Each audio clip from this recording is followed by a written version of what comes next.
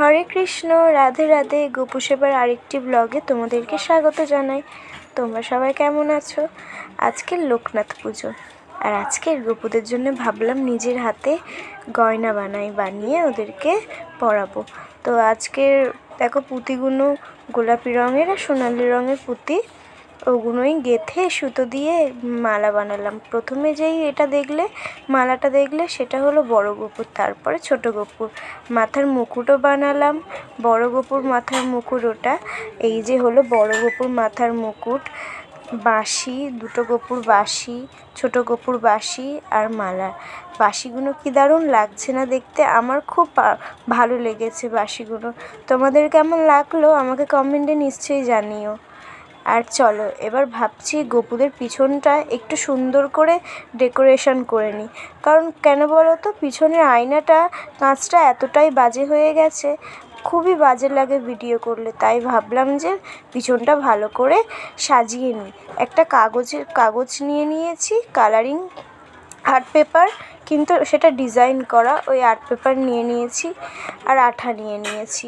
চলো নিচের এই কার্পেটগুলো পাতা ছিল সেগুলো তুলে দিই, কারণ এখানেও আমি ওই সবুজ কালার আর্ট পেপারটা লাগিয়ে দেবো এখানে।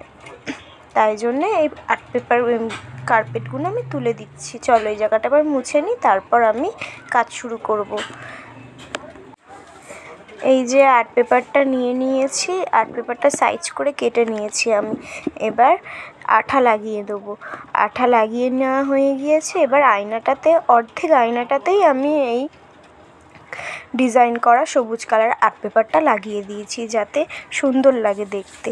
এই যে আমি আটকে দিয়েছি, নিচেও সাইজ করে আটকে দিয়েছি। যেহেতু নিচে গোপুকে খেতে দিই, তো জল পড়লে তো কাগজ এটা নষ্ট হয়ে যাবে, তাই জন্যে ভাবলাম এর ওপর যদি সেলোপেন পেপার আটকানো যায় তো খুবই ভালো হবে। তো তাই সেলোপেন পেপার নিয়ে চলে আসলাম। বাড়িতেই ছিল, কারণ আমি এরকম কাজবাজ প্রায় করি, তাই আমার হাতের কাছে এগুলো সবসময় থাকে। তাই জন্যে সেলোপেন পেপার সাইজ করে কেটে এই যে আটকে দিলাম, যাতে জল পড়লে না নষ্ট হয়, আর প্রত্যেক দিন মোছা হলেও যাতে জায়গাটা ভালো থাকে, কাগজটা যাতে নষ্ট না হয়। দেখো কি সুন্দর লাগছে, তাই না? তোমরা কমেন্টে আমাকে নিশ্চয়ই জানিও এই জায়গাটা কেমন লাগে। লোকনাথ পুজো উপলক্ষে বাবা দেখো জামা নিয়ে চলে এসছে গোপুদের জন্য। ছোট গোপুর জামাটা কি মিষ্টি দেখতে, তাই না? আর বড় গোপুর জামাটাও খুব মিষ্টি। তোমরা কমেন্টে আমাকে জানিও দুটো গোপুর জামা কেমন হয়েছে। সিংহাসনটা বসিয়ে দিয়েছি গোপুদের। এবার চলো, সিংহাসনের পিছনে যেই রাধাকৃষ্ণর ফটোটা থাকে, সেই ফটোর গায়ে কেমন দাগ দাগ হয়ে গেছিলো, তাই ভাবলাম ওই কাগজটা সাইজ করে কেটে ফটোর গায়ে আটকে দিই। তাই জন্যই ফটোর গায়ে আমি আটকে দিয়েছি। দেখো কি মিষ্টি লাগছে, তাই না? আমার তো খুবই ভালো লাগছে। এবার চলো ওই ফটোর গায়ে এবার আরও কাঁচ পুঁতি এগুলো সব লাগানো হবে। আপাতত এরকম থাকুক। আর একটা সাইড দিয়ে পালক দিয়ে দিয়েছি, ময়ূরের পালক। জায়গাটা একেবারে চেঞ্জই হয়ে গেল, তাই না? সত্যি কি সুন্দর লাগছে দেখো ময়ূরের। এবার সাইডে চলো স্টোন লাগানো যাক। কিছু কাঁচের পাথর আর এই স্টোনগুলো এখানে সাজিয়ে লাগিয়ে নেবো চারিদিকে, তাতে দেখতে ভালো লাগবে। চলো এই যে আমি আঠা দিয়ে আটকে দিচ্ছি, এখন আঠাগুলো শোকায়নি, তো তাই জন্য সাদা সাদা দেখতে লাগছে। তোমরা বলো ফটো ফ্রেমটা কেমন দেখতে লাগছে? আগের থেকে সুন্দর, তাই না? এমনিই সুন্দর, কারণ এটা রাধাকৃষ্ণের ফটো বলে কথা। আমি আরেকটু সুন্দর করে তুললাম, চেষ্টা করলাম। এই যে গোপুদেরকে আমি বসিয়ে দিয়েছি আবার এখানে। চলো, আর সাইডে যেই বক্স, সেই বালতি ব্যাগ এগুলো যেগুলো দেখতে পাচ্ছ, সেগুলোতে গোপুরের জিনিসপত্রই থাকে, তাই জন্য ওখানেই রাখি। এবার চলো গোপুদেরকে স্নান করিয়ে নিই। চলো, থালা দিয়ে দিয়েছি, আর একটা জবা ফুল ফুটেছিল আজকে, জবা ফুল দিয়ে দিচ্ছি। আর এবার চলো ওদেরকে স্নান করিয়ে দিই। এই যে জবা ফুলটা ফুটেছে, আর স্নান করিয়ে দেবো। এবার চলো জল দিয়ে তুলসী পাতা দিয়ে স্নান করিয়ে দেবো।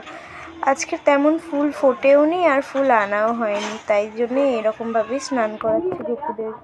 চলো গোপুকে স্নান করিয়ে দিই, তারপর তোমাদের সাথে আবার কথা বলবো।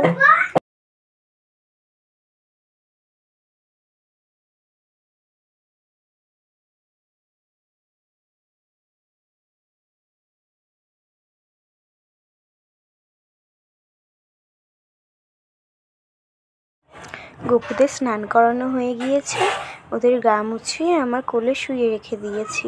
আর চলো গপুদের সিংহাসনটা একটু পরিষ্কার করে নিই, মানে ওদের আসনটা একটু ঝেড়ে নিয়ে আবার পেতে দেবো। আসনটা ঝেড়ে নিয়েছি, এবার পেতে দেওয়া হয়ে গিয়েছে, এই যে পেতে দিচ্ছি। এবার ওদেরকে সাজিয়ে নেবো। চলো ওদের আজকের আমি সাজাবো। ওই যে লোকনাথ পুজোর জন্য যেই জামাটা এনেছিলাম সেই জামাটাই পরাবো, আর গয়নাগুলো যেগুলো বানিয়েছিলাম সেগুলোই আজ পরাবো। এই যে হলো জামাগুলো, কি দারুণ লাগছে দেখো, সাদার ওপরে পিঙ্কগুলো ফুটে উঠেছে, কি সুন্দর তাই না? এবার চলো ওদেরকে সাজিয়ে নিই। এই যে হলো আমার বড় গপু সেজে গুজে বসে আছে। তোমরা কমেন্টে নিশ্চয়ই জানিও আমার বড় গপুকে কেমন লাগছে, আর সবাই রাধে রাধে বলতে ভুলো না যেন। এবার চলো ছোট গপুকে সাজানো যাক।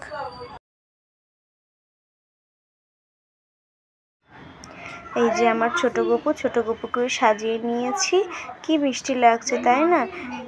ছোট গপুকু আর বড় গপু একসাথে বসে আছে, দেখো কি ভালো লাগছে তাই না? পালকগুলো উড়ছে। সবাই কমেন্টে নিশ্চয়ই জানিও ছোট গপু আর বড় গপুকে কেমন লাগছে। আর আজকে লোকনাথ পুজো, তাই মিছরি খেতে দিয়েছি ওদেরকে আমি, আর কিছুই দিইনি, তুলসী পাতা দিয়ে দিয়েছি। এবার গপুদেরকে মিছরি দিয়ে দিয়েছি, এবার ওরা খেয়ে নিক।